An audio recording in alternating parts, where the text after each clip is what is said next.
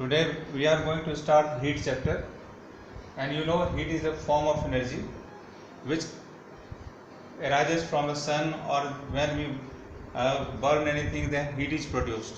So heat is a form of energy, that is thermal energy, or we can say it is also known as solar energy, or it may be any form of energy if it produces hotness. So heat is the form of energy. Then when we talk about the heat, certainly it raises the temperature of the object. So then we should know what is the temperature. Temperature is the degree of hotness or the coldness of the object. So it is a degree of hotness or coldness of the object is known as temperature. And you know this temperature is measured by the instrument that is known as thermometer. You might have seen thermometer in your house, in the clinics or in the laboratory. So the main purpose of the thermometer is to measure the temperature. Therm means temperature. This therm means temperature. So temperature of any object, either body or anything, is measured with the help of the instrument that is called thermometer. And in this thermometer, in the clinical thermometer, mercury is filled up. Mercury is a heavy liquid metal which is filled up in the clinical thermometer. So mercury is a good conductor of heat and electricity. So for the transfer of the heat, it is necessary that the object should be the conductor of heat. If the object is conductor of heat, then it may conduct the electricity or the heat. So heat is conducted by the mercury in the laboratory thermometer, and mercury is a liquid metal. It is not a solid metal, it is a liquid metal, mercury.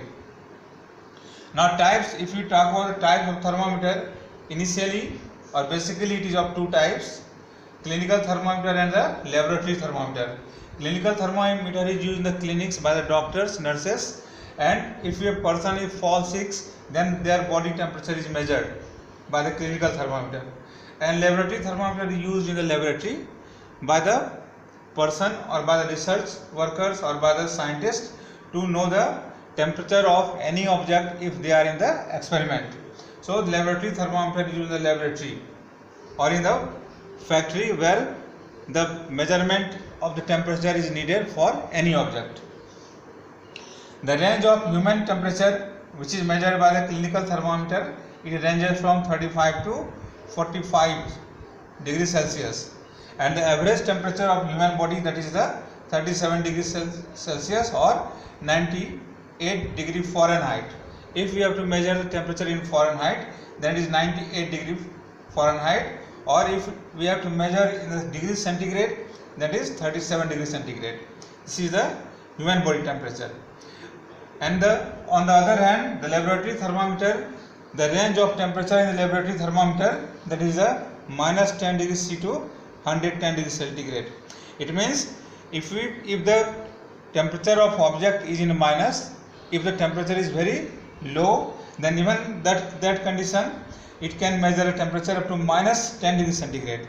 And if the temperature of object is very high, then it can measure up to 110 degrees centigrade by the laboratory thermometer. Other type of thermometers are also there, that is called digital thermometer and maximum minimum thermometer. Nowadays the digital thermometer is used. You might have seen in today's scenario, when the corona is spreading all over the world, then persons are using the digital thermometer and they are taking the temperature of the body from a distance. So their body temperature is just cast by the digital thermometer, and here there is no use of mercury. Digitally it is received from the body of a person. So nowadays this digital thermometer is used. Here there is no mercury. Hg means mercury. Mercury is not used in the digital thermometer. Here some chips are there, electronic chips are there, which receive the temperature of the body automatically. So nowadays digital thermometer is used. Next, that is the maximum and minimum thermometer. This maximum and minimum thermometer is used by the person involved in the finding out the weather conditions, where the weather condition is measured in the research center or in the laboratory, where the weather condition is measured on the day by day basis. then maximum temperature of the day and minimum temperature of the day is measured by this maximum and minimum thermometer.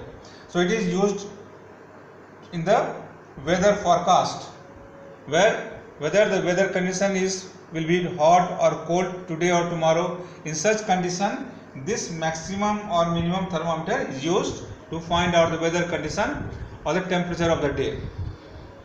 Now all these are the process by which we can say the heat is transferred either from the body to the thermometer or from the any hot object to cold object.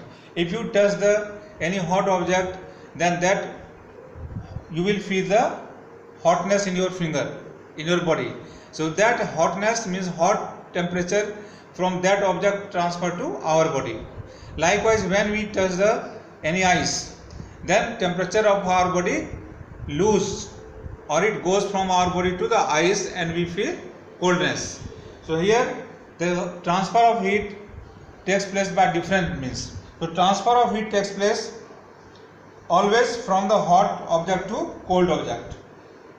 The transfer of heat always takes place from the hot object to cold object, and it takes place by three means, that is conduction, convection and radiation. Conduction mainly takes place in the solid object. If you touch the hot iron, then this hot temperature means hotness of the iron transfer from the rod to our body. Or we can say that if we take any rod and we just try to heat in the burning candle, then starting from this point the heat is transferred to this end, from this end to this end, then it will finally reach to here. And when the hotness of this rod will reach here, then we can also feel the hotness, and immediately we leave the rod and it will fall down. In second condition, the transfer of heat, that is convection. Convection takes place mainly in the liquid or in the water. When we heat the water earlier, initially the water becomes cold, and when we start to heat the water, it starts heating and it becomes hot, warm, and you know the warm air or warm water becomes lighter, and this lighter water in the form of the vapor rises up. It rises up, and the cold water from the upper surface comes down. So in this way it forms a current that is known as convection current. Again I am repeating you, when water is heated, the hot water in the form of the vapor rises up because it is lighter in weight. So when the water vapor becomes lighter, then it rises up, and the place which becomes vacant by this hot water, that is taken by the cold water from the upper surface, and it goes down. So in this way entire water gets heated, and this movement of molecules in this beaker or in this water, that is known as convection current. So this convection process takes place in the liquid. And third, that is the radiation. Here for the radiation there is no medium. Medium is not needed in the radiation.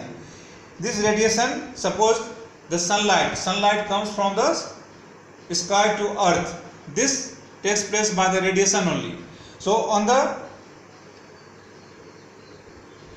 in the form of the waves, the radiation comes from the sun, from the sky on the earth in the form of the waves, and it radiates the heats on the earth.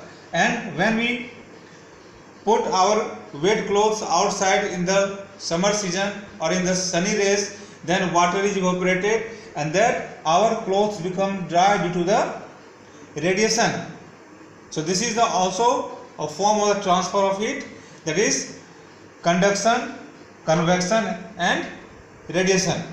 In next slides we will see the application of the transfer of heat. Before going to the next class, again I want to discuss something about the conduction. The object which conduct heat, that is known as conductor. All the metals are good conductor of heat and electricity, and the materials which do not conduct or transfer the heat easily, that is known as insulator, like wood, paper, do not conduct heat easily, so they are called insulator or bad conductor of heat. Thank you.